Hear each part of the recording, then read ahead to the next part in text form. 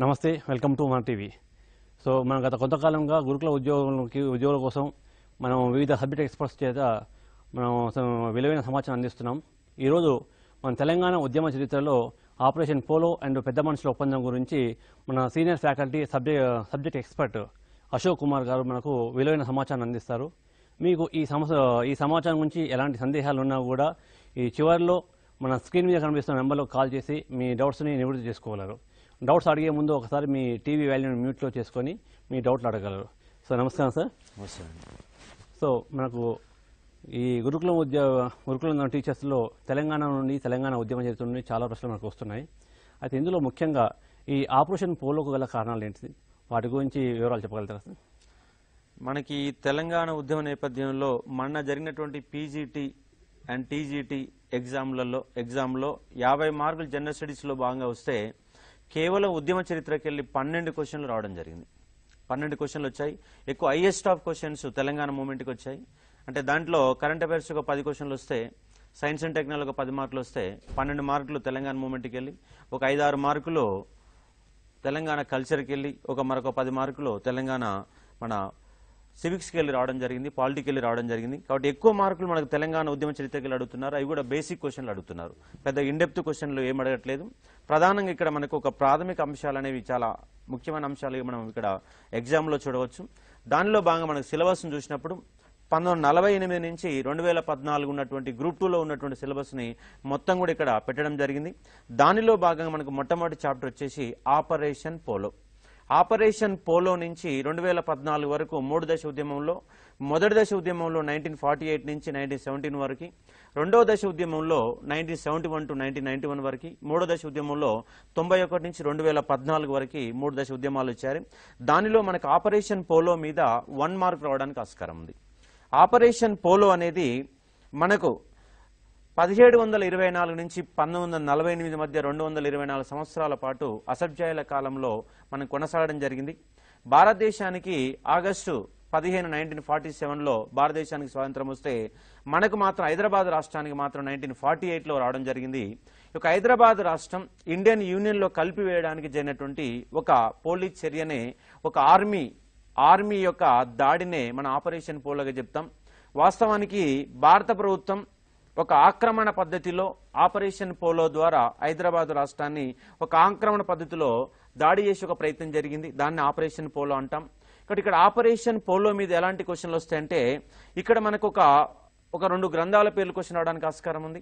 ఇక్కడ ఒక హైదరాబాద్ రేడియో మీద క్వశ్చన్ రావడానికి ఆస్కారం ఉంది. ఇక్కడ ఆపరేషన్ పోలో సమయంలో ఎవరు అధికారులుగా ఉన్నారని రావడానికి ఆస్కారం ఉంది. ఆపరేషన్కి ఎవరు నేతృత్వం వహించారని చెప్పేసి అడడానికి క్వశ్చన్ రావడానికి ఆస్కారం ఉంది. కాబట్టి అభ్యర్థులు ఈ యొక్క నేపథ్యంలో మనం చూడాలి. ఆపరేషన్ పోలో అనేది ఒక 5 రోజుల పాటు జరిగిన కార్యక్రమం. చాలా మంది 4 రోజులు అనుకుంటారు. సెప్టెంబర్ 13 నుంచి 1948 సెప్టెంబర్ 13 నుంచి సెప్టెంబర్ 17 వరకు, అంటే 13 నుంచి 17 వరకు 5 రోజుల పాటు జరిగిన ఒక కార్యక్రమం. కాబట్టి సెప్టెంబర్ 13వ తారీఖు నాడు భారత ఆర్మీ దళం హైదరాబాద్ యొక్క పైన దాడి చేసి హైదరాబాద్ యొక్క సైన్యాన్ని ఓడించి హైదరాబాద్లో యూనియన్లో మనకు హైదరాబాద్ రాష్ట్రాన్ని కలిపివేయడం జరిగింది. ఈ సమయంలో భారతదేశం యొక్క ఆర్మీ దళానికి కంప్లీట్ గా నేతృత్వం వహించిన వ్యక్తి ఎవరంటే కెప్టెన్ మహారాజ్ సింగ్. ఈ అంశాన్ని గుర్తుపెట్టాలి. కెప్టెన్ మహారాజ్ సింగ్ కంప్లీట్ గా ఆర్మీ దళానికి నేతృత్వం వహించిన వ్యక్తి కెప్టెన్ మహారాజ్ సింగ్. అయితే ఇక్కడ మనకు ఈ సమయానికి భారతదేశం యొక్క పాలకులుగా ఎవరున్నారనేది కూడా మనం ఒక అంశంగా చూడాలి. భారతదేశానికి అప్పుడున్నటువంటి ప్రధానమంత్రి జవహర్లాల్ నెహ్రూ, అలాగే ఉప ప్రధానమంత్రిగా ఉంది సర్దార్ వల్లభాయ్ పటేల్, అదే రక్షణ మంత్రిగా ఉంది బల్దేవ్ సింగ్. కాబట్టి ఈ అంశాన్ని గుర్తుపెట్టుకోవాలి, రక్షణ శాఖ మంత్రి బల్దేవ్ సింగ్. ఎందుకంటే భారతదేశం మీద దాడి చేసిన రక్షణ దళం ఆర్మీ దళం చేసింది. కాబట్టి ఆర్మీ దళానికి నాయకత్వం వహించేది అంటే బల్దేవ్ సింగ్ నాయకత్వం వహించడం జరిగింది. అదేవిధంగా టోటల్ గా భారతదేశానికి ఆ సమయానికి ఒక సైన్యాధిపతిగా ఉన్నటువంటి, ఒక ఆర్మీ దళానికి సైన్యాధిపతిగా ఉన్న వ్యక్తులు అంటే జనరల్ బూచర్.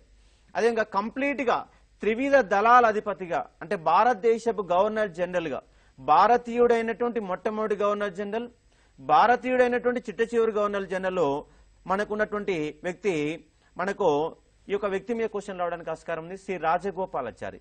ఎందుకంటే ఇక్కడ ఆయన త్రివిధ దళాల అధిపతి, పైగా దీనికి ఆపరేషన్ పోలో అని పేరు పెట్టిన వ్యక్తి కూడా శ్రీ రాజగోపాలాచారి. ఇక్కడ శ్రీ రాజగోపాలాచారి అభ్యర్థులు అనే వాళ్ళు గుర్తుపెట్టుకోవాలి. అదేవిధంగా హైదరాబాద్ యొక్క పాలకుడు ఆ సమయానికి మీర్ ఉస్మాన్ అలీ ఖాన్ ఉన్నాడు. అదేవిధంగా హైదరాబాద్ యొక్క ప్రధానమంత్రి మీర్ లాయక్ అలీ. హైదరాబాద్ యొక్క చిట్ట చివరి ప్రధానమంత్రి ఎవరని చెప్పేసి గతంలో ఎగ్జామ్లో క్వశ్చన్ అడిగారు కాబట్టి గుర్తుపెట్టుకోవాలి.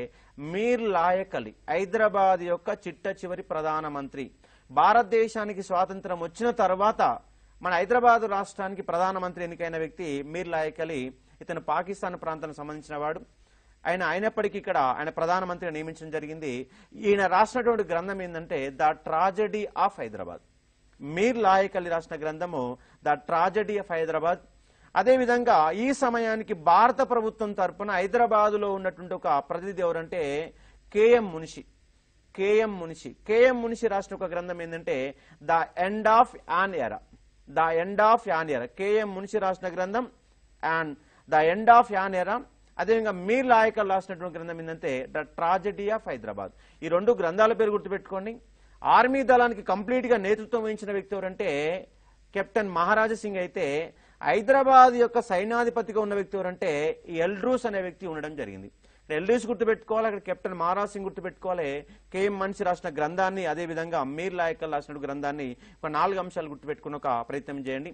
వాస్తవానికి మన ఆపరేషన్ పోలో ఎందుకు జరిగింది అంటే వాస్తవానికి హైదరాబాద్ రాష్ట్రం అలాగే ఉంటాము, ఇండియన్ యూనియన్లో కలవని చెప్పడం జరిగింది.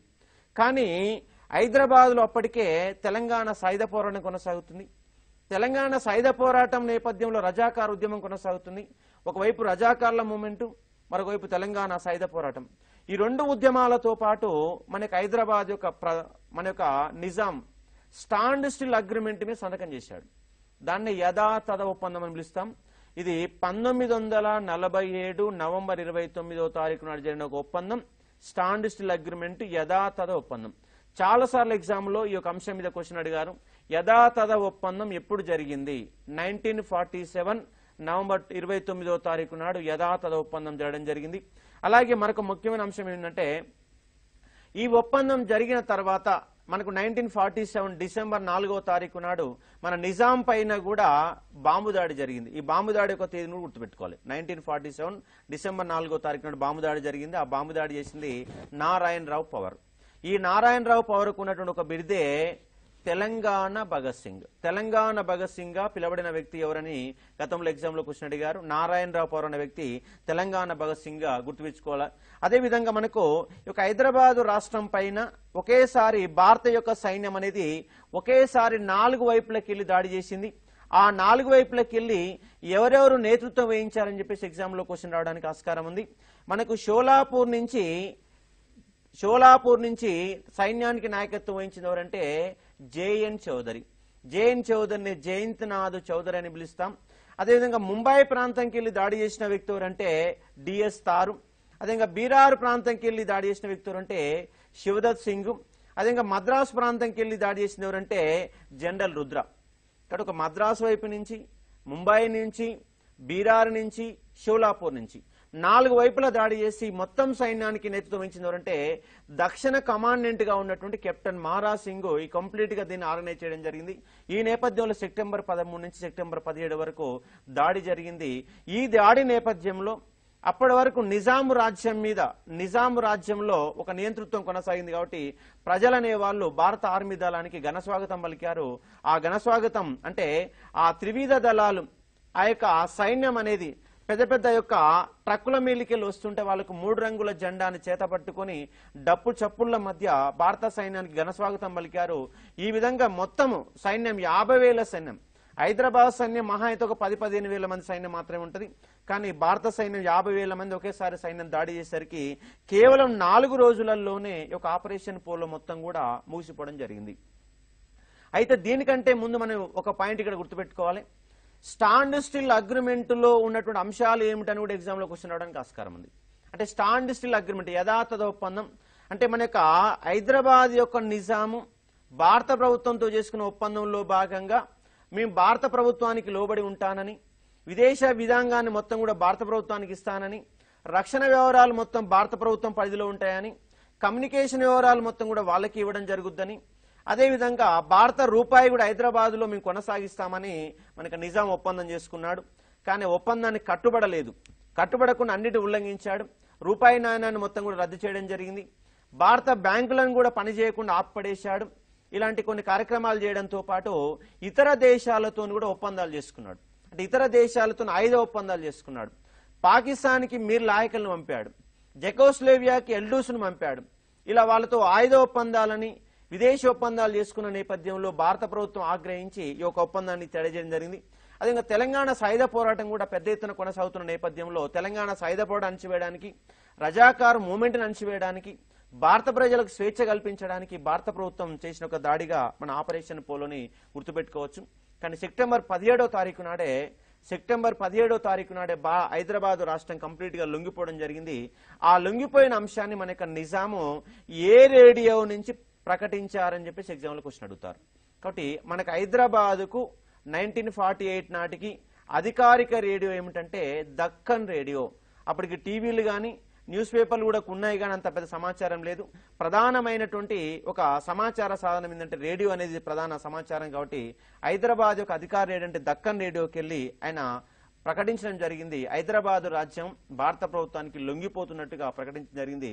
ఈ నేపథ్యంలో మీర్ లాయకల్ని గృహ నిర్బంధం చేసి, అదేవిధంగా రజాకార్ మూమెంట్ నాయకుడైనటువంటి కాసిం రజ్వీని కూడా తిరుమలగిరి, హైదరాబాద్ పక్కన ఉండే తిరుమలగిరి జైల్లో బందీకాణ చేసి వాళ్ళిద్దరిని అరెస్ట్ చేసి మనకు హైదరాబాద్ రాజ్యాన్ని ఇండియన్ యూనియన్లో కలిపివేస్తున్నట్టుగా ప్రకటించడం జరిగింది. మన యొక్క అప్పుడు మనకు ఉప ప్రధానమంత్రిగా ఉన్నటువంటి సర్దార్ వల్లభాయ్ పటేల్ మన యొక్క బేగంపేట విమానాశ్రయానికి వచ్చినప్పుడు మనకు నిజాము ఘనస్వాగతం పలికాడు. ఘనస్వాగతం పలికి మేము లొంగిపోతున్నట్టుగా ఆయన ప్రకటించి భారత ప్రభుత్వానికి అన్ని రకాల సహకరిస్తామని చెప్పారు. కాబట్టి హైదరాబాదు రాజ్యం 1724 నుంచి 1948 వరకు కొనసాగినటువంటి హైదరాబాదు రాజ్యం కంప్లీట్ గా ఇండియన్ యూనియన్ లో కలిసిపోవడం జరిగింది. ఈ కలిసిపోయిన సంఘటనే ఆపరేషన్ పోలోగా మనం చెప్తాం కాబట్టి ఆ బిడ్డలు గుర్తుపెట్టుకోవాలి. కాబట్టి ఆపరేషన్ పోలో 1947 నుంచి 1948 సెప్టెంబర్ 13 నుంచి సెప్టెంబర్ 17 వరకు కొనసాగిన నేపథ్యం. భారతదేశానికి 1947 ఆగస్టు 15వ తారీఖు నాడు స్వాతంత్రం వస్తే, కానీ తెలంగాణ మాత్రం ఎప్పుడు స్వాతంత్రం వచ్చిందంటే 1948 సెప్టెంబర్ 15 రావడం జరిగింది. కాబట్టి ఎగ్జామ్లో కూడా చాలాసార్లు ఈ యొక్క ప్రశ్న అడగడం జరిగింది. కాబట్టి అంశాన్ని, ఒక ప్రాథమిక అంశాన్ని మీరు గుర్తుపెట్టుకున్న ఒక ప్రయత్నం అనేది చేయండి. ఇది ఆపరేషన్ పోలోకి సంబంధించినటువంటి ముఖ్యమైన అంశాలుగా అభ్యర్థులు చూసుకోవచ్చు. సో ఆపరేషన్ పోలో గురించి చాలా చక్కని సమాచారం అందించారు. మనకు 1948 నుండి 56 వరకు హైదరాబాద్ రాష్ట్రం కొనసాగింది. ఈ 48 నుండి 56 వరకు ఈ హైదరాబాద్ రాష్ట్రంలో పరిపాలించిన ప్రభుత్వాల గురించి కొంచెం పూర్తిగా సమాచారం అందిస్తారు. మనకి ఇప్పుడు ఇవాళ 2017 సంవత్సరం ఇది. మనము 1724 to 1748 మనము ఎక్కడ ఉంటే నిజాం రాజ్యంలో ఉన్నాం. 1948 నుంచి 1956 వరకు హైదరాబాద్ రాష్ట్రంలో ఉన్నాం. 1956 నుంచి 2014 వరకు ఆంధ్రప్రదేశ్ రాష్ట్రంలో ఉన్నాం. ఇవాళ 2014 నుంచి 2017 వరకు తెలంగాణ రాష్ట్రంలో ఉన్నాం. అంటే మనకు ప్రాచీన కాలం నుంచి ఒక శాతవాహనులు కావచ్చు, ఒక ఈక్షాకులు కావచ్చు, ఆ తర్వాత ఒక విష్ణుకుండిళ్ళు, ఆ తర్వాత ఒక వేములవాడ చాళుక్యులు, ఆ తర్వాత ఒక కాకతీయులు, అలాగే ఒక కుతుబుషాయులు, ఒక అసబ్జాయులు, ఇలా వంశాల పరంగా వచ్చిన తర్వాత 1948 నాటికి మనకు రాజకీయ ప్రభుత్వాలు పోయి ఒక డెమోక్రటిక్ గవర్నమెంట్, భారతదేశ గవర్నమెంట్ వచ్చింది. ఆ డెమోక్రటిక్ గవర్నమెంట్ లో మనము 1948 నుంచి 1956 వరకు హైదరాబాదు రాష్ట్రంలో ఉన్నాము. తెలంగాణ ప్రజలు ఇప్పటికీ 3 రాష్ట్రాల పరిధిలో జీవనాన్ని కొనసాగించారు. ఒకటి 1948 నుంచి 56 వరకు 8 సంవత్సరాల పాటు హైదరాబాదు రాష్ట్రం కొనసాగింది. హైదరాబాదు రాష్ట్రం గుర్తుపెట్టుకోవాలి. 1948 to 56 హైదరాబాద్ రాష్ట్రం, 56 నుంచి 2014 ఆంధ్రప్రదేశ్ రాష్ట్రం, 2014 తర్వాత తెలంగాణ రాష్ట్రంలో ఉన్నాము. కాబట్టి ఒక 3 రాష్ట్ర ప్రభుత్వాల్లో పనిచేసినాం. మరి 1948 నుంచి 1956 వరకు 8 సంవత్సరాల పాటు 3 ప్రభుత్వాలు పనిచేసినాయి. దాంట్లో 2 నామినేటెడ్ గవర్నమెంట్స్, ఒకటేమో డెమోక్రటిక్ గవర్నమెంట్, ప్రజల చేత ఎన్నికైన ఒక ప్రభుత్వం పనిచేసింది. ఇక్కడ నామినేటెడ్ గవర్నమెంట్స్ ఏమిటంటే జేఎన్ చౌదరి ప్రభుత్వం, ఆ తర్వాత ఎంకే వెల్లోడి, ముల్లర్ కార్డింగ్ వెల్లోడి యొక్క ప్రభుత్వం, అలాగే బూరుగుల రామకృష్ణరావు యొక్క డెమోక్రటిక్ గవర్నమెంట్. ఎగ్జామ్లో క్వశ్చన్ అడుగుతారు, వరుస క్రమంలో అమర్చండి అంటారు. కాబట్టి మొట్టమొదటిసారిగా ప్రభుత్వం జేఎన్ చౌదరి ప్రభుత్వం, రెండోసారి ఎంకే వెల్లోడి ప్రభుత్వం, చివరిగా democratic government Burugula Ramakrishna Rao government. ఎందుకంటే జేఎన్ చౌదరి, ఎంకే వెల్లోడి అనే వాళ్ళిద్దరు కూడా భారత ప్రభుత్వం చేత నామినేట్ చేయబడ్డవారు. ప్రభుత్వం నియమిస్తే వీళ్ళు అధికారులుగా పనిచేసినటువంటి వ్యవస్థ కాబట్టి వీళ్ళని నామినేటెడ్ గవర్నమెంట్ గా పిలుస్తాం. ఎందుకంటే మనకు 1947 ఆగస్టు 15వ తారీఖు నాడే స్వాతంత్రం వచ్చింది. కానీ 1952 వరకు భారతదేశంలో ప్రజాస్వామ్య ప్రభుత్వం లేదు, ఒక నామినేటెడ్ గవర్నమెంట్ ఉంది. ఆ నామినేటెడ్ గవర్నమెంట్ల నేపథ్యంలో 1947 భారతదేశానికి కూడా నేతృత్వం వహించింది ఎవరంటే భారత రాజ్యాంగ పరిషత్ చేత ఎన్నికైన సభ్యులు అనే వాళ్ళు మంత్రులుగా, ప్రధానమంత్రిగా, అధ్యక్షులుగా పనిచేసే వాళ్ళంతా కూడా రాజ్యాంగ పరిషత్ చేత ఎన్నికైన వాళ్ళు. 1952లో మనకి ఎన్నికలు అయినప్పుడు భారత పార్లమెంటుకు, లోక్సభకు కానీ రాష్ట్ర అసెంబ్లీ కూడా ఎన్నికలు జరిగినాయి. కాబట్టి 1948 నుంచి 1950 వరకు భారతదేశంలో మొత్తం ఉన్న ప్రభుత్వాలన్నీ కూడా నామినేటెడ్ గవర్నమెంట్ అభ్యర్థులు గుర్తుపెట్టుకోవాలి. ఇది మనకు పాలిటీలో కూడా క్వశ్చన్ అవడానికి ఆస్కారం ఉంది. కాబట్టి మనకు ఈ యొక్క 48 నుంచి 56 వరకు మన నిజాం యొక్క రోల్ ఏమిటంటే, నిజాం 1948 నుంచి 1950 జనవరి 26 వరకు, అంటే భారత రాజ్యాంగం అమల్లోకి వచ్చే వరకు ఆయన హైదరాబాదు రాష్ట్రం యొక్క ప్రభుత్వాధినేతగా పనిచేశాడు. తర్వాత 50 జనవరి 26 నుంచి 1956 అక్టోబర్ 31 వరకు, అంటే ఆంధ్రప్రదేశ్ రాష్ట్రం ఏర్పడే వరకు ఆయన రాజ్య ప్రముఖగా పనిచేశాడు. కాబట్టి మనకు 1948లోని నిజాం గవర్నమెంట్ అంతమైపోయినప్పటికీ, నిజాం ప్రభుత్వం, నిజాం రాజ్యం అంతమైపోయినప్పటికీ 1948 నుంచి 56 వరకు కూడా మనకు నిజామే ఉన్నతమైన అధికార హోదాలో పనిచేశాడు. కాబట్టి గుర్తుపెట్టుకోవాలి, రాజ్య ప్రముఖగా పనిచేశాడు. ఇక్కడ 3 ప్రభుత్వాలు మీరు గుర్తుపెట్టుకోవాలి. ఒకటి జేఎన్ చౌదరి ప్రభుత్వం, ఇది 1948 సెప్టెంబర్ 17వ తారీఖు నాడు ఆపరేషన్ పోల్ అంతమైన తర్వాత సెప్టెంబర్ 18వ తారీఖు నుంచి 1949 డిసెంబర్ 1వ తారీఖు వరకు ఆయన పనిచేయడం జరిగింది. 1949 డిసెంబర్ 1 వరకు. మరి డిసెంబర్ 1 నుంచి 1950 జనవరి 26 వరకు ఒక తాత్కాలిక అధికారిగా పనిచేసిన వ్యక్తి ఎవరంటే ఎంకే వెల్లోడి పనిచేశాడు. కాబట్టి ఇక్కడ ఎంకే వెల్లోడి ఒక తాత్కాలిక అధికారిగా, మళ్ళీ 1950 జనవరి 26 నుంచి 1952 మార్చి 5వ తారీఖు వరకు ఎంకే వెల్లోడి ఒక పౌర ప్రభుత్వాన్ని నడిపాడు. ఎగ్జామ్లో క్వశ్చన్ అడుగుతారు, అంటే ఎంకే వెల్లోడి నడిపిన ప్రభుత్వం పేరేమిటని ఎగ్జామ్లో క్వశ్చన్ అడుగుతారు. దాన్ని పౌర ప్రభుత్వం, సివిలియన్ గవర్నమెంట్ అని పిలుస్తారు. కాబట్టి అంశాన్ని మీరు అభ్యర్థులు గుర్తుపెట్టుకోవాలి. కాబట్టి జేఎన్ చౌదరి ఒక అక్రమాల పరిపాలనకు తెరదించాడు. అక్రమాలంటే అవినీతి పరిపాలన ఇక్కడ కాదు. రజాకార్ల పేరుతోటి ముస్లింల పైన దాడులు జరిగినాయి. రజాకార్ల పేర్లతో ముస్లింల పైన దాడులు జరుగుతూ దాదాపుగా 27,000 నుంచి 40,000 మంది ముస్లింలు ఊచకోత కోయబడ్డారని చెప్పేసి ఒక కమిటీ కూడా, పండిట్ సుందర్లాల్ కమిటీ కూడా స్పష్టంగా వివరించడం జరిగింది. దానితో పాటుగా తెలంగాణ సాయుధ పోరాటాన్ని కమ్యూనిస్టుల అణచివేత పేరుతోటి 1948 సెప్టెంబర్ 18 నుంచి 1951 వరకు కమ్యూనిస్టులను కూడా అణచివేసి దాదాపుగా 3,000 మంది కమ్యూనిస్టులను ఊచకోత కొట్టడం జరిగింది. ఒకవైపు రజాకార్ల పైన జేఎన్ చౌదరి ప్రభుత్వం యొక్క అగత్యాలు, దానితో రజాకార్ల పేరుతోటి ముస్లింల పైన దాడులు, దానితో పాటు సాయుధ పోరాటం పేరుతో కమ్యూనిస్టుల పైన దాడులు, అంటే ఒక సామాన్య జనం జేఎన్ చౌదరి ప్రభుత్వ కాలంలో నిజాం కాలంలో ఉన్నదానికంటే కూడా ఎక్కువ నిర్బంధం, నియంతృత్వం కొనసాగిన నేపథ్యంలో ప్రజలనే వాళ్ళు భారత ప్రభుత్వానికి పలుసార్లు వినతి పత్రాలు అందజేసిన నేపథ్యంలో జేఎన్ చౌదరి పరిపాలన తొలగించడానికి ఇండియన్ గవర్నమెంట్ ఒక కమిటీని వేసింది. ఆ కమిటీ పేరు ఏం పేరంటే పండిట్ సుందర్లాల్ కమిటీ. కమిటీ పేరు గుర్తుపెట్టుకోవాలి, చాలా ఇంపార్టెంట్. పండిట్ సుందర్లాల్ కమిటీని ఏర్పాటు చేశారు.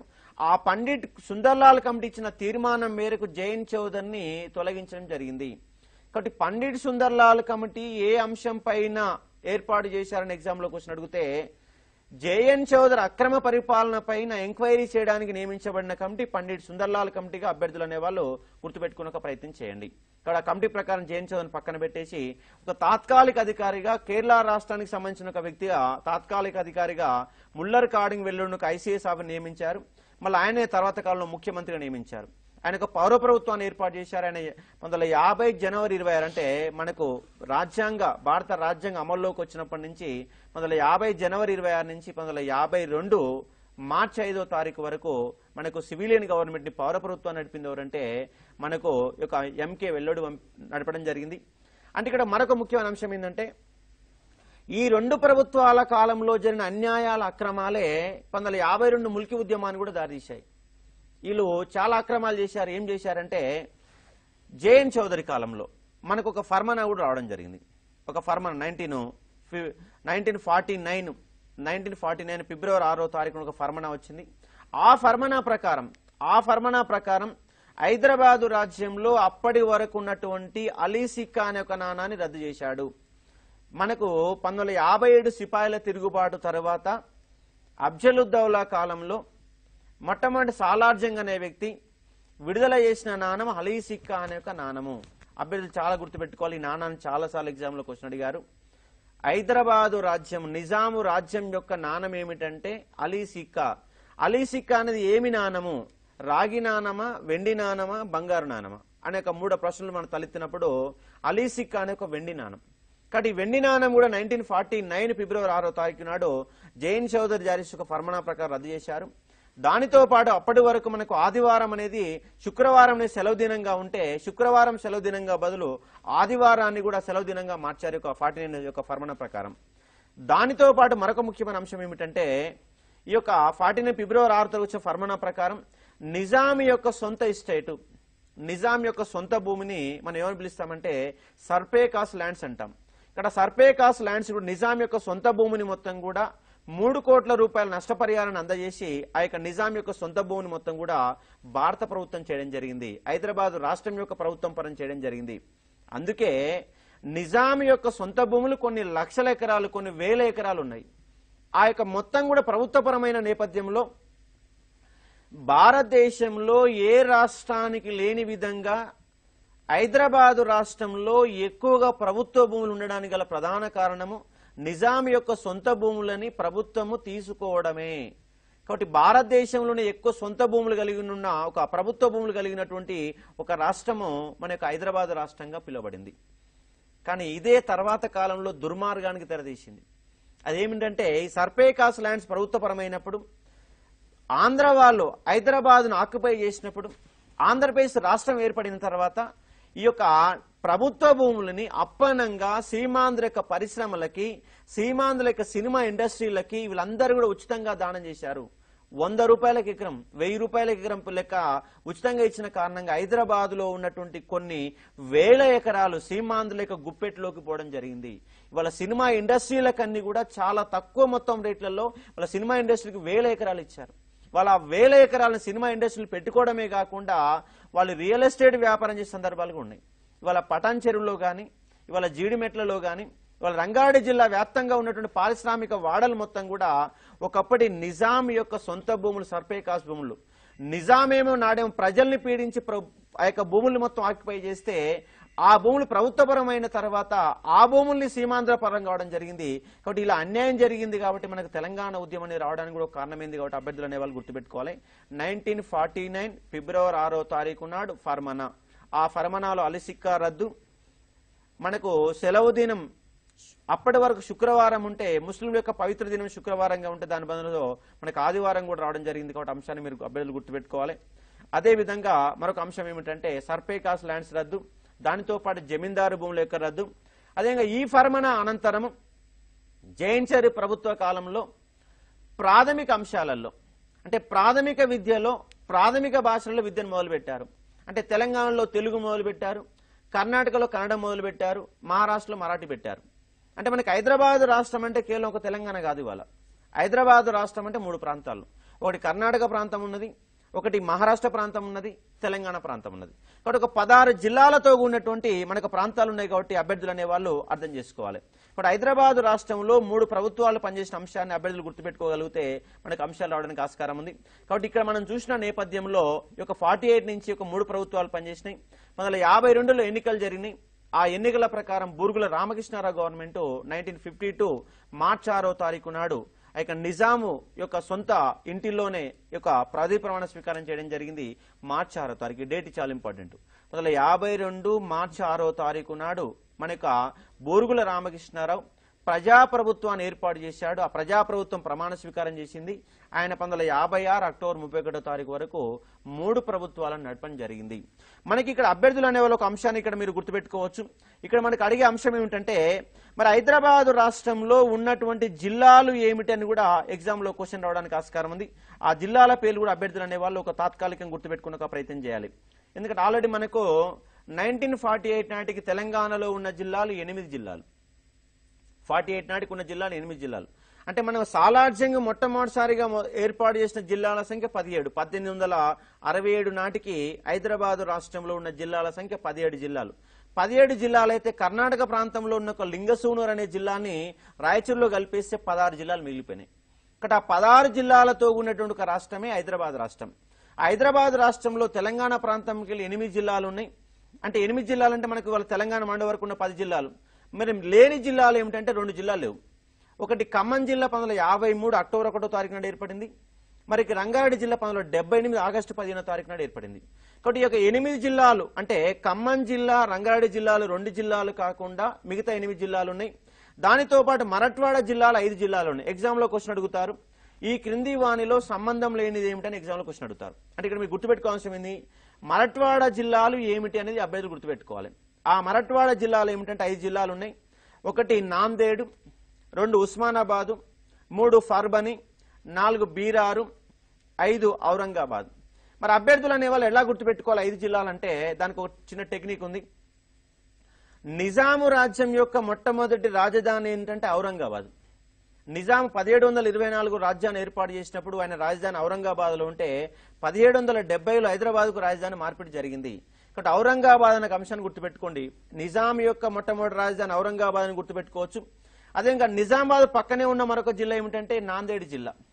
దానితో పాటు మనకు కుతుబ్-షాల కాలంలో ఉన్నటువంటి 5 రాజ్యాలలో ఒక రాజ్యం ఉంది. ఆ రాజ్యం ఏంటంటే బీరార్ అనే ఒక ప్రాంతం. మన కుతుబ్-షాలలో 5 రాజ్యాలు ఉంటాయి. 1 అహ్మద్ నగర్, 2ది బీజాపూర్, 3ది గోల్కొండ, 4 బీదరు, 5 బీరారు. ఈ 5 రాజ్యాలలో బీరార్ అనే ఒకటి ఉంది. అంటే ఔరంగాబాదు, నాందేడు, బీరార్ ఇవి మనకు తెలిసినటువంటి జిల్లాలు. అవి కాకుండా ఉస్మానాబాద్, ఫర్మని అనే మనకు 2 జిల్లాలు ఉన్నాయి. టోటల్ గా మనకు ఒక 5 జిల్లాలు మరాఠ్వాడ జిల్లాలు కాబట్టి గుర్తుపెట్టుకోవాలి. అదేవిధంగా కన్నడ జిల్లాలు అనేవి 3 జిల్లాలు ఉన్నాయి. 1 రాయచూరు, 2 బీదరు, 3 గుల్బర్గా. రాయచూరు, బీదరు, గుల్బర్గా యొక్క 3 జిల్లాలు. ఈ 3 జిల్లాలు మరాఠ్వాడ 5 జిల్లాలు, తెలంగాణ 8 జిల్లాలు, మొత్తం కలిపితే 16 జిల్లాలతోని ఒక రాష్ట్రంగా 1948లో ఏర్పడింది. ఇవే 16 జిల్లాలు 1956 వరకు కొనసాగినాయి. మరాఠ్వాడ జిల్లాలు మరాఠాలో, కన్నడ జిల్లాలు కర్ణాటకలో కలిపితే తెలంగాణలోని 10 జిల్లాలని ఆంధ్రప్రదేశ్ రాష్ట్రంలో ఆంధ్ర రాష్ట్రంలో కలిపి ఆంధ్రప్రదేశ్ అనే ఏర్పాటు చేశారు. కాబట్టి అభ్యర్థులు అనే వాళ్ళు గుర్తుపెట్టుకోవాలి. దానితో పాటుగా మనకు ఎగ్జామ్ పాయింట్లో గుర్తుపెట్టుకున్న మరొక అంశం ఏంటంటే 1952లో మనకు అసెంబ్లీ అనేది ఏర్పడింది. అప్పటి వరకు అసెంబ్లీ అంటే శాసన కౌన్సిల్ అనేది ఉంది, కానీ మనకు అసెంబ్లీ అనేది ఏర్పడలేదు. కానీ 1952లో మొట్టమొదటిసారి ఎన్నికల్లో అసెంబ్లీ అనేది ఏర్పడింది. ఆ అసెంబ్లీలో ఉన్నటువంటి స్థానాల సంఖ్య హైదరాబాద్ రాష్ట్రంలో అసెంబ్లీ స్థానాల సంఖ్య 175 స్థానాలు. అడిగే అవకాశం, ఎగ్జామ్లో అడిగే అవకాశం కూడా గుర్తుపెట్టుకోవాలి. 175 స్థానాలు. ఇవాళ తెలంగాణ రాష్ట్రంలో ఉన్నటువంటి ఎమ్మెల్యేల స్థానాలు ఎంత అంటే 119 + 1 120. మనకి అలా 175 ఉన్నాయి. ఆ 175 స్థానాలలో తెలంగాణ ప్రాంతంకి వెళ్ళి 95 స్థానాలు, మహారాష్ట్రకి వెళ్ళి 44 స్థానాలు, అదేవిధంగా మహారాష్ట్రకి వెళ్ళి 44 అయితే కర్ణాటకకి వెళ్ళి 36 స్థానాలు. టోటల్ గా 175 స్థానాలు అసెంబ్లీ స్థానాలు. కాబట్టి అభ్యర్థులు అనే వాళ్ళు గుర్తుపెట్టుకునే ప్రయత్నం చేయండి. ఈ విధంగా మనకు 1952లో ఎన్నికలు జరిగితే బూరుగుల రామకృష్ణారావు గవర్నమెంట్ అధికారంలోకి వచ్చింది. ప్రతిపక్షంలో కూర్చున్న ఒక పార్టీ ఏంటంటే పీపుల్స్ డెమోక్రటిక్ ఫ్రంట్ అనేది ప్రతిపక్షంలో కూర్చున్న ఒక పార్టీగా మన అభ్యర్థులు గుర్తుపెట్టుకోవచ్చు. అప్పుడు మన కాంగ్రెస్ పార్టీకి 93 స్థానాలు వస్తే పీపుల్స్ డెమోక్రటిక్ ఫ్రంట్ అనే దానికి కేవలం 42 స్థానాలు వచ్చినాయి. ఇక్కడ అభ్యర్థులు అనే వాళ్ళు 1956లో ప్రభుత్వంలో ఉన్నటువంటి మంత్రివర్గం కూడా అడిగే అవకాశం ఉంది. కూడా దాన్ని కూడా ఒకసారి మీరు పుస్తకాల్లో చదువుకునే ప్రయత్నం చేయండి. ఎందుకంటే ఇక్కడ మనటిలో సమయం అనేది చాలా తక్కువ ఉంది. టోటల్ గా 3-4 క్లాసులలో తెలంగాణ ఉద్యమ చరిత్ర మొత్తం చెప్పాల్సిన అవసరం ఉంది. కాబట్టి మీరు ఒక మంత్రివర్గాన్ని కూడా మీరు ఒకసారి చూసుకునే ప్రయత్నం చేయండి. ఇక్కడ 1952లో అధికారంలోకి వచ్చిన ప్రభుత్వానికి ముఖ్యమంత్రి బూరుగుల రామకృష్ణారావు, అదేవిధంగా మనకు ప్రతిపక్ష నేతగా ఉన్నటువంటి వ్యక్తి ఎవరంటే విడి దేశపాండే. ప్రతిపక్ష నేత విడి దేశపాండే. 1952లో ప్రతిపక్ష నేత విడి దేశపాండే. 1956లో ఆంధ్రప్రదేశ్ గవర్నమెంట్ ఏర్పడినప్పుడు ప్రతిపక్ష నేత పుచ్చలపల్లి సుందరయ్య. 2014లో తెలంగాణ రాష్ట్రం ఏర్పడ్డప్పుడు ప్రతిపక్ష నేత ఎవరంటే కుందూరు జానారెడ్డి నల్గొండ జిల్లా అభ్యర్థి రావడం జరిగింది. కాబట్టి ఈ 3 రాష్ట్రాలలో ప్రతిపక్ష నేతలు గుర్తుపెట్టుకుంటే ఏదో ఒక ఎగ్జామ్ లో క్వశ్చన్ రావడానికి ఆస్కారం ఉంది. కాబట్టి గుర్తుపెట్టుకోండి. అదేవిధంగా మనకు మొట్టమొదటి స్పీకరు కాశీనాథరావు వైద్య. 1952లో ఉన్నటువంటి స్పీకర్ ఎవరంటే కాశీనాథరావు వైద్య. ఇంకా 56లో ఉన్న స్పీకర్ ఎవరంటే అయ్యదేవర కాళేశ్వరరావు. 2014లో ఉన్నటువంటి ఒక స్పీకర్ తెలంగాణ రాష్ట్రంలో స్పీకర్ అంటే సిరికొండ మసూనాచారి. 3 స్పీకర్ల పేరు కూడా గుర్తుపెట్టుకునే ప్రయత్నం చేయండి. అదేవిధంగా డిప్యూటీ స్పీకర్ గా పనిచేసిన ఎవరంటే మనకు పంపన్న గౌడ పనిచేయడం జరిగింది. అదేవిధంగా శాసన మండలి అనే దాన్ని కూడా శాసన మండలి కూడా అప్పుడే ఏర్పాటు కావడం జరిగింది. ఈ విధంగా మొత్తంగా గవర్నమెంట్ అనే దాన్ని ఏర్పాటు చేశారు. కాబట్టి అభ్యర్థులు గుర్తుపెట్టుకోండి. దానితో పాటుగా మరొక ముఖ్యమైన అంశం ఏమిటంటే బూరుగుల రామకృష్ణారావు రాసినటువంటి గ్రంథం పేరు ఏమిటని ఎగ్జామ్ లో క్వశ్చన్ అడుగుతారు. ఆయన రాసిన ఒక గ్రంథం పేరు ద డ్రీమ్స్ ఆఫ్ పోయట్స్. ఆయన రాసిన గ్రంథం పేరు the dreams of poets, the tragedy of Hyderabad Mir Layak Ali, the end of an ఎరా కేఎం మున్షి. 3 గ్రంథాల పేర్లు గుర్తుపెట్టుకున్న ఒక ప్రయత్నం చేయండి. ఉన్నటువంటి ఒక ముఖ్యమైన అంశాలు హైదరాబాద్ రాష్ట్రానికి సంబంధించిన ఒక ముఖ్యమైన అంశాలుగా అభ్యర్థులు అనేవాళ్ళు గుర్తుపెట్టుకున్న ఒక ప్రయత్నం చేయండి. ఇటీవల మనం పోటీ పరీక్షలు గమనించినట్లయితే మిల్కీ ఉద్యమం నుంచి ప్రశ్నలు చాలా వస్తున్నాయి. ఈ 1952 మిల్కీ ఉద్యమం గురించి మరి కొంత సమాచారం మన అభ్యర్థులకు అందిస్తారు సార్? మనకి ముల్కీ అనేది చాలా ఇంపార్టెంట్. ఎందుకంటే తెలంగాణ ఉద్యమం మొత్తం కూడా ఈ ముల్కీ అనే పదం చుట్టే తిరిగింది. ముల్కీ, నాన్ ముల్కీ. ముల్కీ అంటే స్థానికుడని, నాన్ ముల్కీ అంటే స్థానికేతరుడని అర్థం. కాబట్టి ముల్కీ అనే పదం చుట్టే 1948 కాదు 1347 నుంచి బహుమనీల కాలం నుంచి కూడా ముల్కీ నాన్ ముల్కీల మధ్య పంచాయతీ కొనసాగింది. ఈ ముల్కీ ఉద్యమంగా స్థానికేతరిక పంచాయతీ కారణంగానే బహుమనీ సామ్రాజ్యము విచ్ఛిన్నం కావడం జరిగింది. నాడు బహుమనీ సామ్రాజ్యం విచ్ఛిన్నమై 5 రాజ్యాలుగా విడిపోవడం గల ప్రధాన కారణము ఈ ముల్కీ నాన్ ముల్కే. అంటే ముల్కీ అంటే దక్కని ముస్లింలు పిలిచారు, నాన్ ముల్కీలు అంటే అఫాకీలు అని పిలిచారు. అఫాకీ అనే ఒక ఉర్దూ పదము. అఫాకీలు అనే వాళ్ళు మధ్య ఆసియాకి వెళ్లి అసన్ గంగు బహుమనీ శాన రూపంలో మనకు రావడం జరిగింది. దానికంటే ముందే ఢిల్లీ సుల్తాన్ల కాలంలోనే మన తెలంగాణ ప్రాంతానికి వచ్చి స్థిరపడ్డ వాళ్ళని దక్కని ముస్లింలు అన్నారు. దక్కని ముస్లింలు అంటే స్థానికులు, అఫాకీలు అంటే మధ్యాసియాకి వెళ్ళి తర్వాత వచ్చి అసన్ గంగు బహుమనీ అనే వాళ్ళు నాన్ ముల్కీ అఫాకీలే పిలిచారు. ఇక్కడ అక్కడనే ముల్కీ నాన్ ముల్కీ పంచాయతీ రెడీ కావడం జరిగింది. దానితో పాటు నిజాంల కాలంలో కూడా ముల్కీ నాన్ ముల్కీ పంచాయతీ వచ్చింది.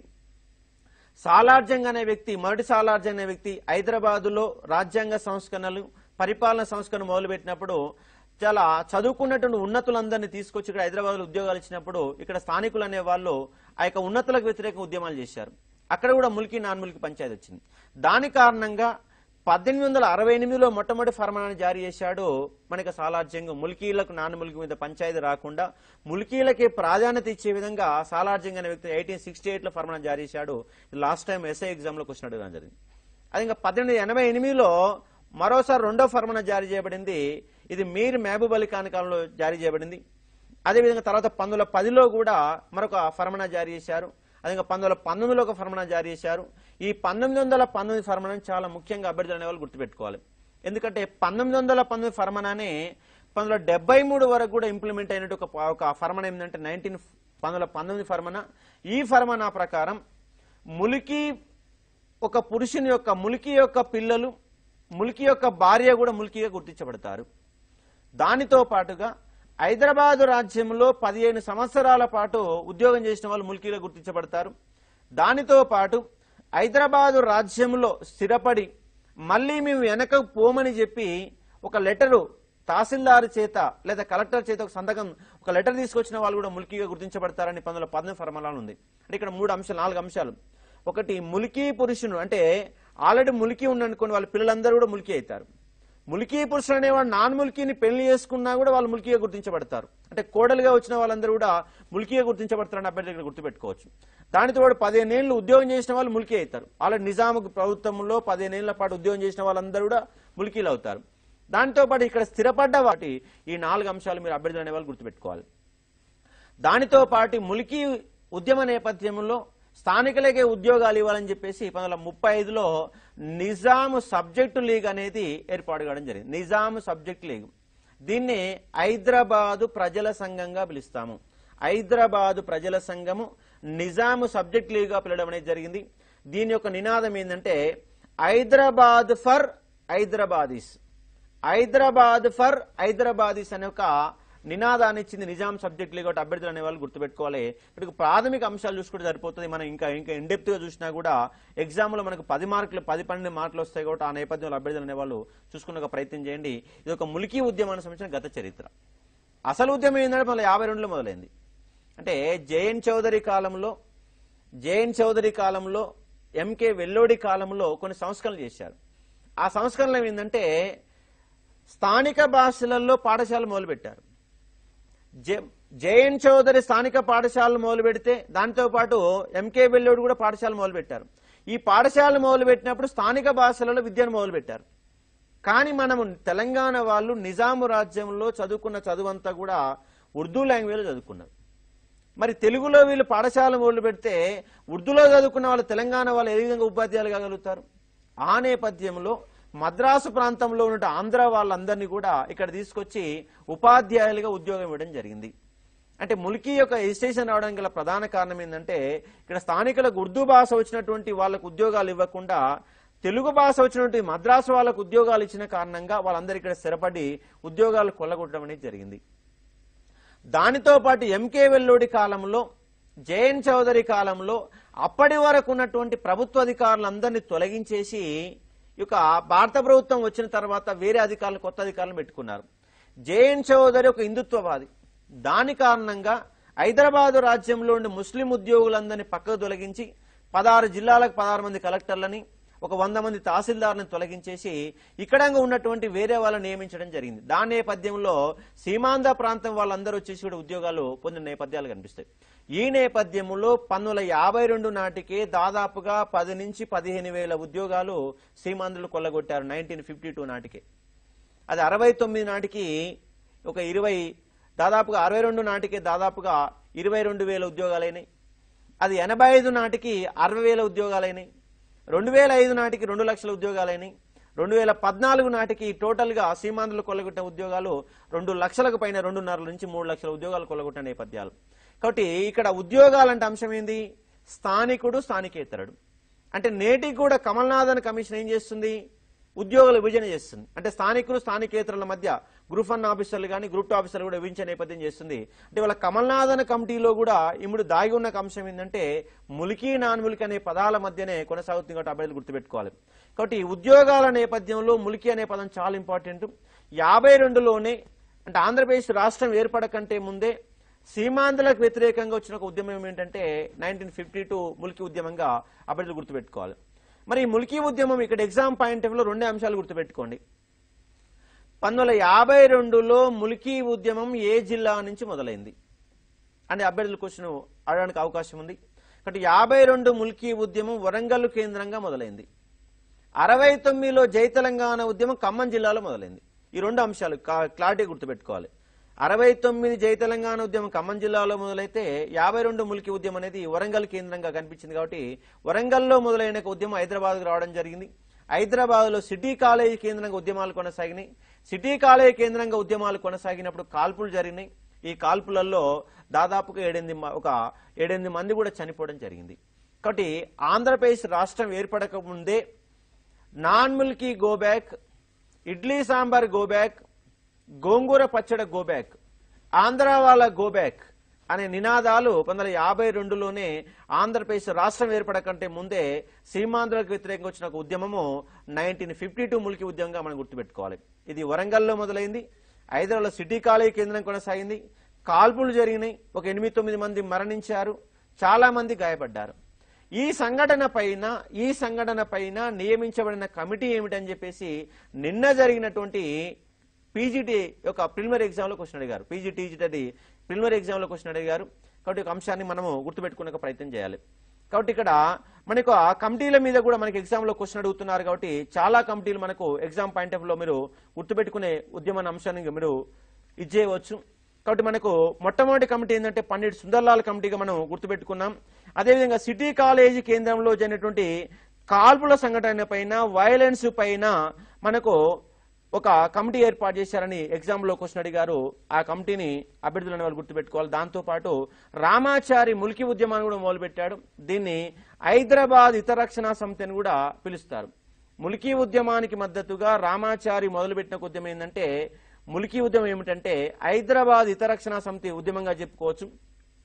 అదేవిధంగా ఈ ములికి ఉద్యమ నేపథ్యంలో ఉద్యోగాల సమస్య పైన అధ్యయనం చేయడానికి ఒక మంత్రుల కమిటీని కూడా ఏర్పాటు చేశారు. ఆ మంత్రుల కమిటీకి కేవీ రంగారెడ్డి అధ్యక్షత వహించాడు. ఆ యొక్క మంత్రుల కమిటీలో డాక్టర్ మెల్కోటే, పూల్చంద్ గాంధీ, నవాజ్ జంగో అనే మరొక మంత్రివర్గ సభ్యులు అనే వాళ్ళు ఏర్పాటు చేసి ఒక మంత్రుల కమిటీ ఏర్పాటు చేశారు. అలాగే ఒక వైలెన్స్ పైన మరొక కమిటీ ఏర్పాటు చేశారు. దాన్ని జస్టిస్ జగన్మోహన్ రెడ్డి కమిటీ అని పిలుస్తారు. కాబట్టి జస్టిస్ జగన్మోహన్ రెడ్డి రాసినటువంటి ఒక గ్రంథం పేరు కూడా ఎగ్జామ్ లో గుర్తుపెట్టుకోవాలి. Judicial I served. ఈ యొక్క గ్రంథం పేరు judicial I served. Justice Jaganmohan Reddy committee 1952 ములికి సంఘటన పైన, ములికి కాల్పుల పైన నియమించిన కమిటీ జగన్మోహన్ రెడ్డి కమిటీ. ఆయన రాసిన గ్రంథము జ్యుడిషియల్ ఐ సర్వ్డ్. ఒక జ్యుడిషియల్ ఐసరుడు అని గుర్తుపెట్టుకోండి, జస్టిస్ జగన్మోహన్ రెడ్డి కమిటీ అని గుర్తుపెట్టుకోండి. అలాగే ముల్కీ ఉద్యమానికి మద్దతుగా ఒక ఉద్యమాన్ని నడిపిన వ్యక్తి ఎవరంటే రామాచరణక అంశాన్ని కూడా అభ్యర్థులు అనే వాళ్ళు గుర్తుపెట్టుకునే ప్రయత్నం చేయండి. ఇలాంటి ప్రాథమిక అంశాలు ఒకసారి చూడగలిగితే మనకు ఇక్కడ నుంచి క్వశ్చన్ రావడానికి ఆస్కారం ఉంది. కాబట్టి ఈ ప్రాథమిక అంశాలపైన అభ్యర్థులు అనే వాళ్ళు దృష్టి సారించాలి. దానితో పాటు ఈ ఉద్యమంలో మనకు కాళోజీ సార్ కానీ, కాళోజీ కవి, ప్రముఖ కవి కాళోజీ కానీ, అదేవిధంగా జయశంకర్ సార్ కూడా పాల్గొనడం జరిగింది. జయశంకర్ సార్ వరంగల్కి వెళ్ళి వచ్చి హైదరాబాద్కు వస్తుంటే భువనగిరి వద్ద ఆయన ఎక్కిన టెంపోను కూడా పోలీసులు బలవంతంగా ఆపేసి వాళ్ళందరూ కింది దించి వెనక పంపించారు. చాలా సమావేశాల్లో జయశంకర్ సార్ స్పష్టంగా చెప్పేవాడు, నాడు 1952లో నేను గనక ముల్కీ ఉద్యమంలో హైదరాబాద్లో పాల్గొని ఉండి ఆ రోజు చనిపోయినా బాగుండేది. ఈ దౌర్భాగ్యాన్ని ఒక 60 ఏళ్లుగా చూసే ఒక దౌర్భాగ్యాన్ని నేను చూడాల్సి వస్తున్న ఒక దౌర్భాగ్యాన్ని ఆ రోజు చనిపోయినా బాగుండని చెప్పేసి ఆయన బాధను కూడా చాలా సభలలో ఆయన వ్యక్తం చేసిన నేపథ్యాలు కనపడతాయి. కాబట్టి అభ్యర్థుల వాళ్ళు గుర్తుపెట్టుకోవాలి. ఇది ఉన్నటువంటి ఒక ముల్కీ ఉద్యమానికి సంబంధించిన ఒక బేసిక్ పాయింట్స్. మీరు పుస్తకాలలో కూడా కొంచెం కూడా ఇంకా కూడా ఇన్డెప్త్ ఆఫ్ క్వశ్చన్స్ కూడా మీరు చూసుకోగలిగితే ఈ నేపథ్యంలో మనకు 1 or 2 క్వశ్చన్ రావడానికి ఆస్కారం ఉంది. ఇది ముల్కీ ఉద్యమానికి సంబంధించినటువంటి ప్రాథమిక అంశాలు. అదేవిధంగా ఈ ముల్కీ ఉద్యమము మొట్టమొదటిసారి ఏ జిల్లాలో మొదలైంది అన్నప్పుడు వరంగల్ జిల్లాలో మొదలైంది. ఈ వరంగల్ జిల్లాలో ఉద్యమానికి నాయకత్వం వహించిన వ్యక్తి పేరు కూడా గతంలో ఒకసారి ఎగ్జామ్లో క్వశ్చన్ అడిగారు. ఆయన ఏ బుచ్చయ్య చౌదరి అనే వ్యక్తి, ఏ బుచ్చయ్య అనే వ్యక్తి వరంగల్ జిల్లాలో మున్సిపల్ కౌన్సిలర్ గా పనిచేసిన ఒక బుచ్చయ్య అనే వ్యక్తి కూడా దీన్ని ఆయన కొనసాగించిన నేపథ్యాలు, ఉద్యమాన్ని మొదలుపెట్టిన నేపథ్యాలు గుర్తుపెట్టుకునే ప్రయత్నం చేయండి అభ్యర్థులు అనేవాళ్ళు. ఇది ముల్కీ ఉద్యమానికి సంబంధించిన ఒక ప్రాథమిక అంశాలు. సో ఈ సమయంలో చాలా ఉద్యమాలు, చాలా కమిటీల గురించి చెప్పడం జరిగింది. అందులో మరొక ముఖ్యమైన కమిటీ ఎస్ఆర్సీ కమిటీ, దాని గురించి ప్రముఖంగా వినబడుతుంది. ఈ ఎస్ఆర్సీ కమిటీ గురించి మరింత సమాచారం మీరు అందిస్తారు సార్ అభ్యర్థుల కోసం? అంటే మనకు అత్యంత ముఖ్యమైన అభ్యర్థి ఇది యూజీసీ నెట్లో కానీ సివిల్స్లో కానీ అన్ని ఎగ్జామ్లలో అడే ఒక కమిటీ ఏంటంటే ఎస్ఆర్సీ. దీన్నే స్టేట్ రీఆర్గనైజేషన్ కమిటీ అనిపిస్తారు. ఎస్ఆర్సీ రాష్ట్రాల పునర్వ్యవస్థీకరణ చట్టము లేదా రాష్ట్రాల పునర్వ్యవస్థీకరణ కమిషన్ గా పిలుస్తాము. కాబట్టి అభ్యర్థులు అనేవాళ్ళు ఇక్కడ గుర్తుపెట్టుకున్న అంశం ఏంటంటే 1947 ఆగస్టు 15వ తారీఖు నాడు భారతదేశానికి స్వాతంత్రం వస్తే 562 సంస్థానాలన్నింటిని కలిపి 29 రాష్ట్రాలు ఏర్పాటు చేశారు. ఏ టైపు రాష్ట్రాలు, బి టైపు రాష్ట్రాలు, సి టైపు రాష్ట్రాలు, డి టైపు రాష్ట్రాలు, 4 టైపు రాష్ట్రాలలో 29 రాష్ట్రాలు ఏర్పాటు చేశారు. కాబట్టి ఒక రాష్ట్రం చాలా పెద్దగా ఉంది, ఒక రాష్ట్రం కొన్ని చిన్న చిన్న సంస్థానాలు ఉన్నాయి. కాబట్టి ఒక గందరగోళమైన వ్యవస్థ ఉన్నది. భాషా నేపథ్యంలో ఉద్యమాలు మొదలైనవి, మతాల నేపథ్యంలో కొన్ని ఉద్యమాలు మొదలైనవి. ఇవన్నిటి నేపథ్యంలో ఉద్యమాలు మొదలైనప్పుడు భారతదేశంలో ఒక రాష్ట్రాలనే ఒకే విధంగా ఉండాలన్న నేపథ్యంలో ఏర్పాటు చేసిన కమిటీ ఎస్ఆర్సీ. దీన్నే స్టేట్ రీఆర్గనైజేషన్ కమిషన్ అంటారు. అంటే రాష్ట్రాలని పునర్వ్యవస్థీకరించాలి, రాష్ట్రాల పునర్వ్యవస్థ, స్టేట్ రీఆర్గనైజ్ చేయడానికి ఏర్పాటు చేసిన కమిటీని మనం జస్టిస్ సయ్యద్ ఫజల్ అలీ కమిషన్ గా పిలుస్తాం. ఎస్ఆర్సీ కమిషన్ కి ఉన్న మరొక పేరు సయ్యద్ ఫజల్ అలీ కమిషన్. మనకి ఎగ్జామ్ లో అడిగే నేపథ్యం ఏమిటంటే సయ్యద్ ఫజల్ అలీ కమిషన్ లో ఉన్నటువంటి సభ్యులు ఎవరని ఎగ్జామ్ లో క్వశ్చన్ అడుగుతారు. కాబట్టి జస్టిస్ సయ్యద్ ఫజల్ అలీ అనే కమిషన్ ని 1953 డిసెంబర్ 29 తారీఖు నాడు ఏర్పాటు చేయడం జరిగింది. వాస్తవంగా డిసెంబర్ 22 నాడే పార్లమెంటులో ప్రకటించాడు మన యొక్క జవహర్లాల్ నెహ్రూ. ఆ నేపథ్యంలో డిసెంబర్ 1953 డిసెంబర్ 29 ఒక కమిటీని ఏర్పాటు చేసినట్టుగా చెప్పడం జరిగింది. ఆ ఏర్పాటు చేయబడ్డ committee justice Syed Fazal Ali commission. దీంట్లో సభ్యులుగా ఉన్న వాళ్ళు హృదయనాథ్ కుంజరు, కవలం మాధవ్ ఫణిక్కర్. సార్ ఒకరు ఫోన్ లైన్లో ఉన్నారు, ఫోన్ లైన్లో వాళ్ళతో మాట్లాడతాం. సార్ చెప్పండి, మీ పేరు, మీరు ఎక్కడి నుంచి మాట్లాడని చెప్పి మీ యొక్క ప్రశ్న అడగండి. ముందుగా మీ టీవీ వాల్యూమ్ మ్యూట్లో పెట్టుకుని మాట్లాడండి. Okay sir, good morning sir. నా పేరు చెప్పండి. హైదరాబాద్ నుంచి మాట్లాడుతున్నాను సార్. అశోక్ కుమార్ సార్, మీకు థ్యాంక్స్ అనే పదం చాలా సరిపోదేమో, చాలా మీరు చెప్తుంటే అసలు డైరెక్ట్ ఎగ్జామ్ రాయొచ్చేమో అన్నంత క్లియర్ గా చెప్తున్నారు. Thanks sir, thank you very much. అయితే బూరుగుల రామకృష్ణ గ్రంథం ఒకటి చెప్పారు, నేను మిస్ అయ్యాను రాసుకోవడము. అయితే ఇంకొకటి ఏంటంటే సార్, మొన్న 31st జరిగిన ఎగ్జామ్ లో 1972 ముల్కీ అది అప్పుడు హైకోర్టు తీర్పిచ్చినప్పుడు ఓబుల్ రెడ్డి గారేనా కరెక్ట్ ఆన్సర్ ఏంటది? ఇంకొకటి ఏంటంటే రావాడ సత్యనారాయణ గారు అప్పుడు 1969 మూమెంట్ అప్పుడు వీసీగా ఉన్నారు, అది కరెక్టేనా? దాని గురించి ఒకసారి చెప్పండి. మనకి 69 ఉద్యమ కాలంలో ఉన్న వీసీగా ఉన్న వ్యక్తి రావాడ సత్యనారాయణే.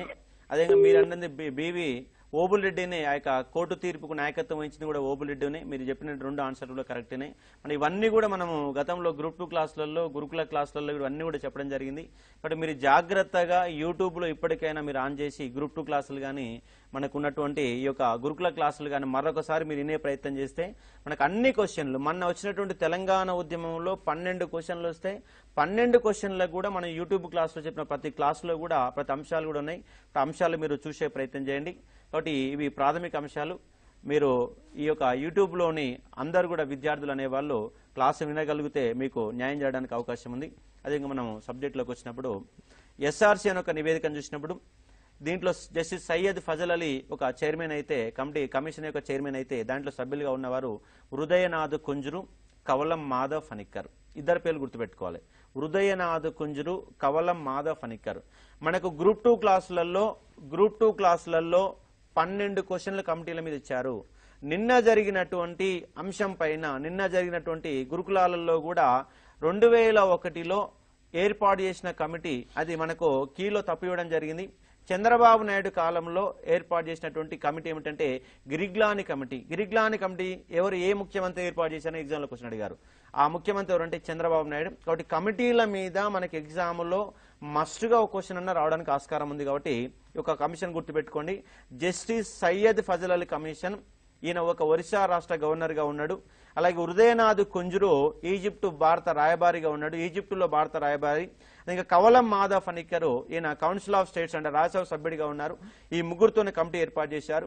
ఈ కమిటీ భారతదేశంలోని అన్ని ప్రాంతాలని దాదాపుగా 38,000 మైళ్ళు తిరిగి 104 ప్రదేశాలను తిరిగి 9,000 మందిని ఇంటర్వ్యూ చేసి 267 పేజీల ఒక నివేదికను తయారు చేసి మొత్తంగా 16 రాష్ట్రాలు 3 కేంద్ర పాలిత ప్రాంతాలను ఏర్పాటు చేయమని సయ్యద్ ఫజల్ అలీ కమిషన్ తన నివేదికలో పేర్కొనడం జరిగింది. సయ్యద్ ఫజల్ అలీ కమిషన్ ఇచ్చిన నివేదికలో ఉన్న రాష్ట్రాల సంఖ్య 16 రాష్ట్రాలు. సార్ మరొక అభ్యర్థి కాల్లో, సారీ ఫర్ డిస్టర్బెన్స్, మరొక అభ్యర్థి కాల్లో ఉన్నారు. సో చెప్పండి, మీ పేరు, మీరు ఎక్కడి నుంచి మాట్లాడుతున్నారు? గట్టిగా మాట్లాడండి. నమస్కారం సార్, నా పేరు వాణి సార్, సుచిత్ర నుండి మాట్లాడుతున్నా సార్ నేను. చెప్పమ్మా వాణి గారు. సార్ మీ టీవీ వాల్యూమ్ కంప్లీట్ తగ్గించండి, రీసౌండ్ వస్తుంది. సార్ చాలా బాగా చెప్తారు sir Ashok sir. Thank you అమ్మా. సార్ మీరు ఎంత బాగా చెప్తారంటే అసలు కెరీర్ స్టడీ సర్కిల్ లో 4th పేపర్ కోసమే నేను వెళ్ళాను సార్. నేను అసలు కళ్ళల్లో నీళ్ళు వస్తుంటే సార్, ఇంత చరిత్ర ఉన్న మన తెలంగాణ హిస్టరీ. మండల్ సార్ నాది. మా చాకలైలమ్మ చనిపోయింది కూడా మనకు ఇట్లా రాకుండా కూడా ఇంత అనగదొక్కిరు మన చరిత్ర అని అనిపిస్తుంది సార్ నాకు. ఇంకొకటి సార్ మీరు చాలా బాగా చెప్తారు. ద్వానా శాస్త్రి సార్ కూడా ఒక క్లాసు 2-3 క్లాసులు తీసుకున్నారు సార్ కెరీర్ స్టడీ సర్కిల్ లో. కళ్ళల్లో నీళ్లు దునుకుతం లేదు సార్ నోట్స్ రాసుకుంటుంటే. ఇప్పుడు మీరు చెప్తుంటే కూడా ఎన్ని గురుకుల గ్రూప్ 2 అప్పటి నుండి మేము ఫాలో అవుతూనే ఉంటాను సార్ మన టీవీని. ప్రతి రోజు ఎంత వర్క్ ఉన్నా సార్ నేను చూస్తూనే ఉంటాను సార్. చాలా బాగా చెప్తారు sir. Many thanks sir. Vani గారు మీ డౌట్ అడగనమ్మా. లేదు సార్, ఇంకా నేను సార్ తెలంగాణ ఉద్యమమే ఒక అన్యాయాల చరిత్ర, అక్రమాల చరిత్ర, ఒక మన తెలంగాణ ప్రాంతానికి దోపిడీ వ్యవస్థ కొనసాగింది. కాబట్టి ఒక భారతదేశానికి ఎంత స్వాతంత్ర ఉద్యమ చరిత్ర ఉందో మన తెలంగాణకు కూడా అంతే ఉద్యమ చరిత్ర ఉంది. ఒక 1000 మంది బలిదానాలు ఉన్నాయి, ఎన్నో పోరాటాలు ఉన్నాయి. ఇక్కడ అంత పెద్ద ఎత్తున పోరాటం భారతదేశంలో ఏ రాష్ట్రానికి కూడా లేదు. కాబట్టి మన తెలంగాణ వాళ్ళ ఒక ఆత్మాభిమానంతో, ఒక హృదయంతో తెలంగాణ ఉద్యమాన్ని చదవగలిగితే ఏ ఎగ్జామ్లో అయినా క్వశ్చన్లు మనం ఈజీగా చేయవచ్చు. గత ఎగ్జామ్లలో అన్ని ఎగ్జామ్లలో కూడా మనకు తెలంగాణ మూమెంట్కి చాలా క్వశ్చన్లు ఇస్తున్నారు. అభ్యర్థి కూడా చాలా ఎఫెక్టివ్గా ఆన్సర్లు కూడా చేయగలుగుతుంది. కాబట్టి తెలంగాణ ఉద్యమం మీద బాగా దృష్టి సారించి ఒక ప్రయత్నం చేయండి. అదేవిధంగా మనం ఈ సబ్జెక్టులకు వచ్చినప్పుడు ఈ యొక్క కమిటీ అనేది 1955 సెప్టెంబర్ 1955 సెప్టెంబర్లో ఒక నివేదికనిచ్చింది. ఆ నివేదిక ప్రకారము 1955 ఒక సెప్టెంబర్లో నివేదిక ఇచ్చినప్పుడు ఆ నివేదిక ప్రకారం 1956లో ఆ నివేదికలు ఎన్ని రాష్ట్రాలు చెప్పారంటే 16 రాష్ట్రాలని చెప్పారు. కానీ భారత ప్రభుత్వం ఏర్పాటు చేసిన రాష్ట్రాల సంఖ్య 14 రాష్ట్రాలే ఉన్నాయి. 2 రాష్ట్రాలను మింగేశారు. ఆ మింగేసిన 2 రాష్ట్రాలు ఏమిటంటే ఒకటి మన హైదరాబాద్ రాష్ట్రం, రెండోది విదర్భ రాష్ట్రం. మన హైదరాబాద్ రాష్ట్రం తెలంగాణ రాష్ట్రంగా ఇవాళ 2014లో ఏర్పడింది. ఇక విదర్భ కోసం ఇంకా పంచాయతీ కొనసాగుతుంది. కాబట్టి 16 రాష్ట్రాలు వాళ్ళు ఏర్పాటు చేయమని చెప్తే దాంట్లో ఒక తెలంగాణ 10 జిల్లాలతో కూడా హైదరాబాద్ రాష్ట్రాన్ని కూడా ఏర్పాటు చేయమని సయ్యద్ ఫజల్ అలీ కమిషన్ స్పష్టంగా చెప్పింది. కానీ ఆ కమిటీ నివేదికను కూడా పక్కన పెట్టేసి మన హైదరాబాద్ రాష్ట్రాన్ని వెనకడిగేసి ఒక ప్రయత్నం కూడా చేశారు. కాబట్టి ఒక కమిటీ ఒక అంశాన్ని కూడా గుర్తుపెట్టుకోండి. కాబట్టి ఇవి ఉన్నటువంటి ఒక ముఖ్యమైన అంశాలు కమిటీ నేపథ్యంలో 16 రాష్ట్రాలు 3 కేంద్ర పాలిత ప్రాంతాలు ఏర్పాటు చేయమంటే వాళ్ళు 6 కేంద్ర పాలిత ప్రాంతాలు ఏర్పాటు చేశారు. మనకి పాలిటీలోని క్వశ్చన్ ఏంటంటే 1956 నవంబర్ 1వ తారీఖు నాడు భారతదేశంలో ఏర్పడ్డ రాష్ట్రాల సంఖ్య ఎంత అంటే 14 రాష్ట్రాలు 6 కేంద్ర పాలిత ప్రాంతాలు. ఒక అంశాలు మీరు గుర్తుపెట్టుకునే ప్రయత్నం చేయండి. హలో, మరొక కాలర్ లైన్లో ఉన్నారు, చెప్పండి మీరు. ఓకే, కాల్ కట్ అయిపోయింది, కానివ్వండి. ఓకే, ఇప్పుడు ఇది ఉన్నటువంటి ఎస్ఆర్సీ నివేదికకు సంబంధించిన ప్రాథమిక అంశాలు కాబట్టి ఈ ఒక అంశాన్ని మీరు ఉపయోగ గుర్తుపెట్టుకునే ప్రయత్నం చేయండి. ఎస్ఆర్సీ సంబంధించినటువంటి ప్రాథమిక ఒక నివేదిక. సో నెక్స్ట్ మనకి తెలంగాణ ఉద్యమ చరిత్రలో ప్రముఖంగా చెప్పుకోవాల్సింది పెద్ద మనుషుల ఒప్పందం అని. దీని గురించి మరింత సమాచారం అందిస్తారు సార్. మనకి పెద్ద మనుషుల ఒప్పందం మీద కంపల్సరీ ఎగ్జామ్ లో క్వశ్చన్ రావడానికి ఆస్కారం ఉంది. ఆల్రెడీ మనకు టైం కూడా దగ్గర పడింది కాబట్టి ఈ పెద్ద మనుషుల ఒప్పందం నేపథ్యంలో చూసినప్పుడు అభ్యర్థులోని ప్రాథమిక అంశాలు ఏమిటంటే పెద్ద మనుషుల ఒప్పందం ఎక్కడ జరిగిందంటే న్యూఢిల్లీలో జరిగింది, హైదరాబాద్ హౌస్ లో జరిగింది. ఈ హైదరాబాద్ హౌస్ అనే దాన్ని ఒక రూపశిల్పి అంటే ఎడ్విన్ లూటెన్ అనేవాడు దీని ఒక రూపశిల్పి. దీన్ని ఇవాళ ఆంధ్ర భవన్ గా పిలుస్తున్నారు. ఇలా ఆంధ్ర భవన్ కూడా పంచాయతీ కొనసాగుతుంది ఒక విభజించిన నేపథ్యంలో. కాబట్టి ఇవాళ ఈ యొక్క హైదరాబాద్ హౌస్ న్యూఢిల్లీలో పెద్ద మనుషులు అనే వాళ్ళు ఇటొక నలుగురు అటొక నలుగురు మొత్తంగా 8 మంది కూర్చొని చేసుకున్న ఒక ఒప్పందమే పెద్ద మనుషుల ఒప్పందం. ఆ పెద్ద మనుషుల ఒప్పందం ప్రకారమే మనకు ఇవాళ ఆంధ్రప్రదేశ్ అనే ఒక రాష్ట్రం ఏర్పడింది. ఇది హైదరాబాద్ లో జరిగినప్పుడు ఈ యొక్క పెద్ద మనిషిగా మధ్యవర్తిగా ఉన్న వ్యక్తి ఎవరంటే అప్పుడున్నటువంటి కేంద్ర హోంమంత్రి గోవింద వల్లభ్ పంత్ మధ్యవర్తిగా ఉన్నాడు.